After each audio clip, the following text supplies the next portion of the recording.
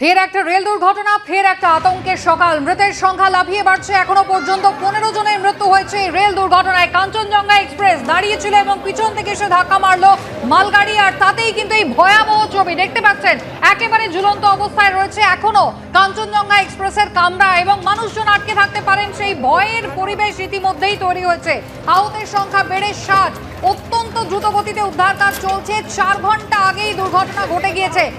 ভয়াবহ পরিস্থিতি। যারা ভিতরে ছিলেন যাত্রীরা আতঙ্কিত হয়ে রয়েছেন এখনো। দ্রুত তাদেরকে সরানোর কাজ চলছে।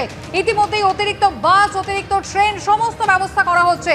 রেল বোর্ডের চেয়ারম্যান তিনি সাংবাদিকদের মুখোমুখি হলেন এবং বললেন যে সিগন্যাল ব্যবস্থা সম্ভবত মানেননি, সিগন্যাল ডিসরিগার্ড করেছিলেন চালক, এবং সেই কারণে এই ভয়াবহতা।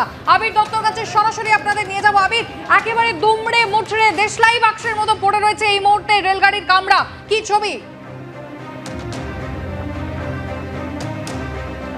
দেখো কি ঘটনা ঘটেছিল বা প্রাথমিক যে তদন্ত রেলের তরফ থেকে করা হয়েছে তার নির্যাস হচ্ছে এটাই যে আজকে সকালবেলা 9:45 নাগাদ যখন এনজেপি স্টেশন ছেড়ে কিছুটা দূরে যেখানে আমরা দাঁড়িয়ে রয়েছি এখানে কাঞ্চনজঙ্ঘা এক্সপ্রেস সেটা প্রায় 20 কিলোমিটার প্রতি ঘন্টা বেগে অর্থাৎ স্লথ গতিতে যখন এগিয়ে যাচ্ছিল, কখনো কখনো সে থামছিল, ঠিক তখনই পিছন থেকে ওই একই লাইনে কিন্তু যাচ্ছিল এই মালগাড়িটি।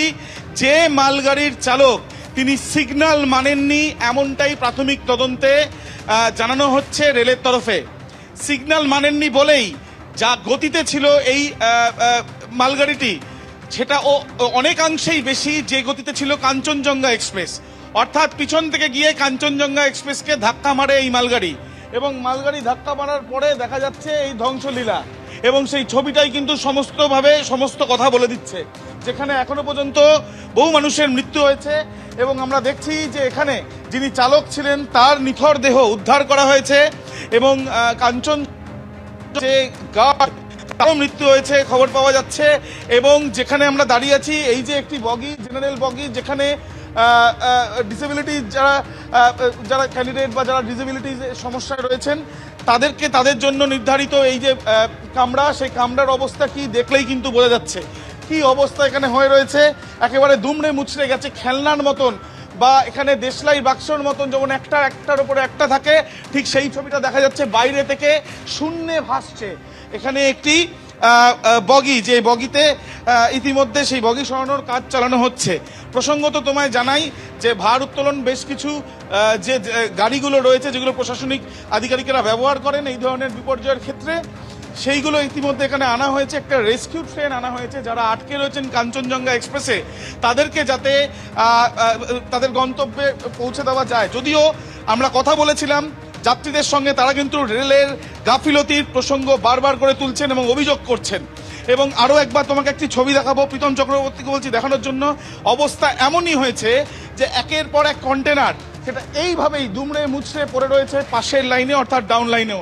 এবং তোমাকে দেখাচ্ছি যে এখানে একাধিক যে চাকা দেখা যাচ্ছে, এই একটি চাকা মালগাড়ির যেটা ঠিকভাবে রয়েছে বা লাইনেই রয়েছে, পাশের এই যে চাকা সেটা ডিরেলড হয়ে গেছে, অর্থাৎ যে জার্ক এবং অর্থাৎ যে একটা যে ধাক্কা, সেই ধাক্কাটা কিন্তু যথেষ্টই।